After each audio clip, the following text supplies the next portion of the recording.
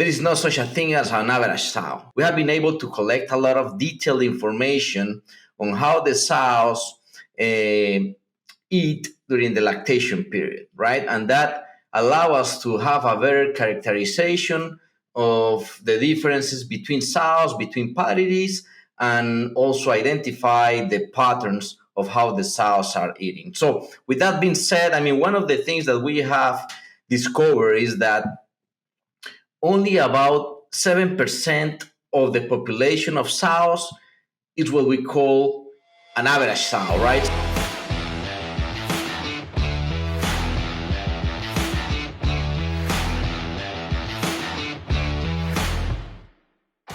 Welcome to the Swine Nutrition Blackbelt Podcast, the latest swine nutrition research digested for you. I'm your host, Clayton Chastain, and today we have with us Dr. Jorge Estrada, the Director of Nutrition at Carthage Veterinary Services. And also, if you saw last week's episode, you'll know that he is the new co-host of the show along with me.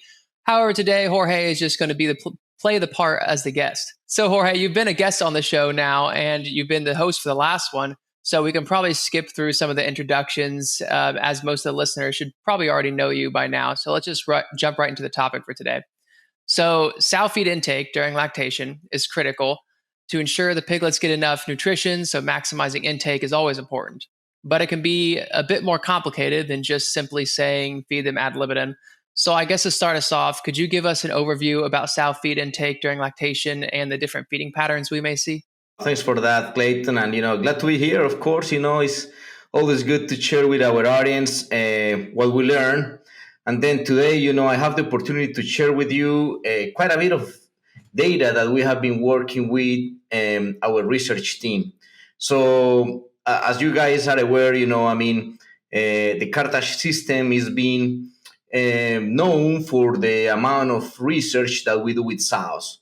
That comes from years ago, and we do a lot of commercial research. With that being said, we have been able to collect a lot of detailed information on how the sows eat during the lactation period, right? And that allow us to have a better characterization of the differences between sows, between parities, and also identify the patterns of how the sows are eating. So with that being said, one of the things that we have discovered is that only about 7% of the population of sows is what we call an average sow, right? So what I'm trying to say, there is no such a thing as an average sow. Why is that? Because, when you think about it, you're thinking, okay, my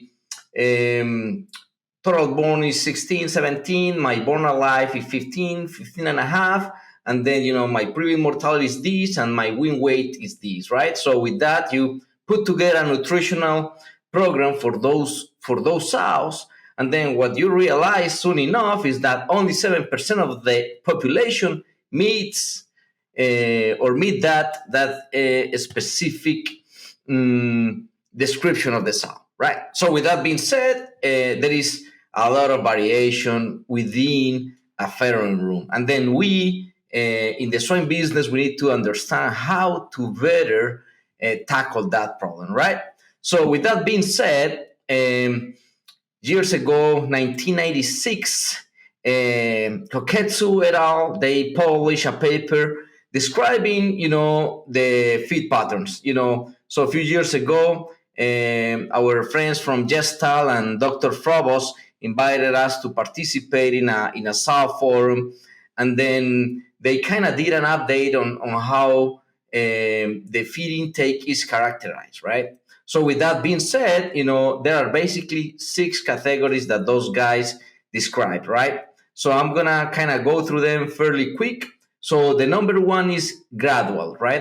Gradual, what it means is that the sow is gonna start, increasing her intake, and then by day 10 of lactation, she will hit that peak of feed intake, right? So that's the gradual, and that's what we kind of understand as the traditional feed intake curve for a sow. Now, we got another group of sows that they are identified as rapid. What it means is that they actually get their peak of feed consumption sooner than 10 days on feed, right? So they actually, 10 days after farrowing or before 10 days after farrowing, they will hit that peak of consumption. So they actually will eat much faster and usually get a higher average of consumption compared to a gradual sow, which is kind of, let's call that the standard sow, which, as we said before, there is no such a thing, right?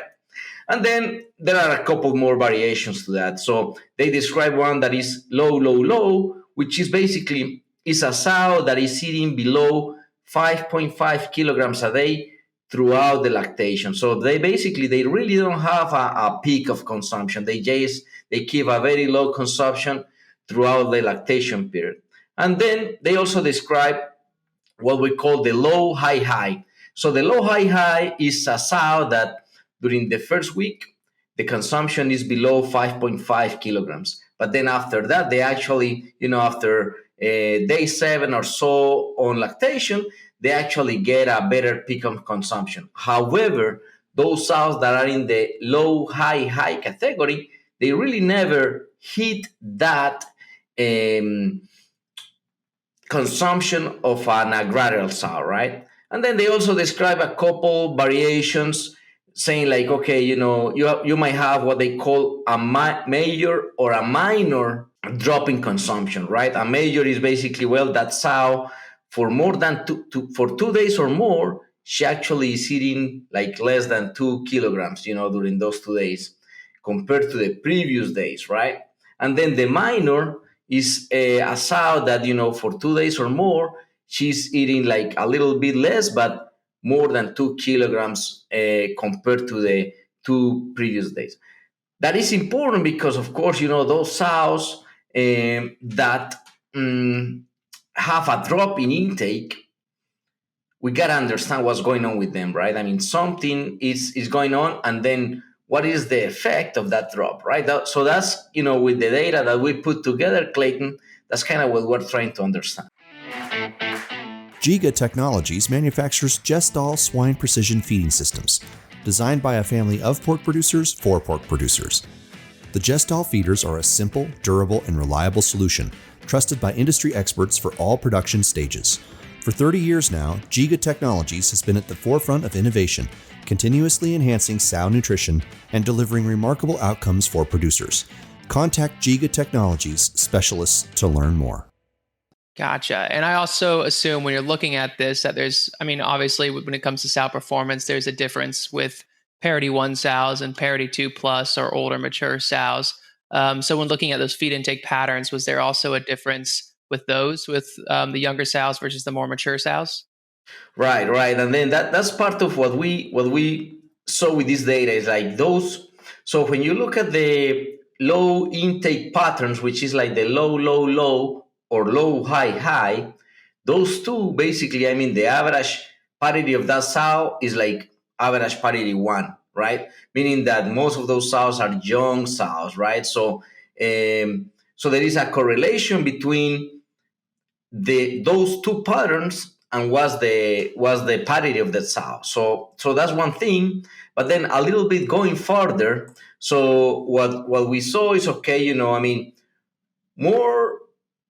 Because, the rest of the patterns, if you look at the performance, the lactation performance and the subsequent performance is fairly similar. So what I'm trying to say is those sows under the gradual, rapid, major, or minor drop, those 4 categories, all those sows, they had a fairly similar performance during lactation. So with that being said, as we are aware, of course, if you think about like Parity 1, Parity 2, or P3 plus sow, the difference in feed consumption is huge, right? So for example, between Parity 1 and Parity 2 is about 20% more consumption for a Parity 2 versus a Parity 1. And then if you compare a P3 plus, right, compared to a Parity 1, that's around 28%. So those that has a greater impact on the performance of that sow, which is really, really related with the parity. With that being said, what we did is we basically split those parities into 3 different categories within the parity, meaning like, okay, what are the sows that have like low consumption, right? So that's basically 25 percentile, the average sow, which is, 50 percentile, and then what are the ones that have like a high consumption, which is, 75 percentile and over. So with that being said, when we split the data set on that way, we kind of discovered some interesting things regarding the performance of that sow. Gotcha. And then when identifying these different categories and then looking at performance, what was the overall impact of feed intake on sow performance? That's a good question. And then, a couple of things that we saw with that data set. Number one, around 19% of the herd is not meeting the requirements for lysine. If you think about that, like, especially P1s, average sow that is, and the ones that are eating low, and also the P2s that are like on the low piece of the puzzle, those sows, they are about 19% of the herd, and they are eating below the requirement. So with that being said, also the next thing that we saw is that those sows that have low consumption compared to the sows with average consumption within each parity, they will have around 4.2 percent points higher in pre-wean mortality. So it has a big impact, right? I mean, the important thing, the takeaway here, Clayton, is, if we are able to identify those sows that for some reason they have lower consumption compared to the average of that parity, certainly we have a good shot on the understanding what can we do for that sow, right? So that's number one. And also the other thing that is impacted, which is expected, right? I mean, it's about 0.4 kilogram less per wean pig. So it's got a great impact on performance. And on top of that, the other thing that we measure is that those sows that have low consumption, they also, in the subsequent parity, they had around between 0.5 to 0.7 pigs less compared to the sows eating average consumption within their parity. So in a general sense, as I mentioned before, there is a lot of variation within the herd, but more importantly, within the parity, we need to understand what is the feed pattern that they have, and if they are eating below the expected consumption for that sow, and what can we do to mitigate that low consumption of that sow. Gotcha. Well, that's all some very interesting research, and I'm sure that they'll probably look into it more as well, because there's probably a lot more to dig into there. But I believe that's all the time that we have for today. So thank you, Jorge, for coming on the show as a guest today. And I'm sure I speak for everyone when I say we look forward to seeing you more often as the host. Thanks to you, Clayton. Looking forward to the next interaction. And thanks to everybody for listening. Yep. And to everyone else, thank you for listening to the Swine Nutrition Blackbelt Podcast. Please visit us at swinenutritionblackbelt.com. And don't forget to subscribe to our podcast channel so you won't miss out on the next episode. See you next week.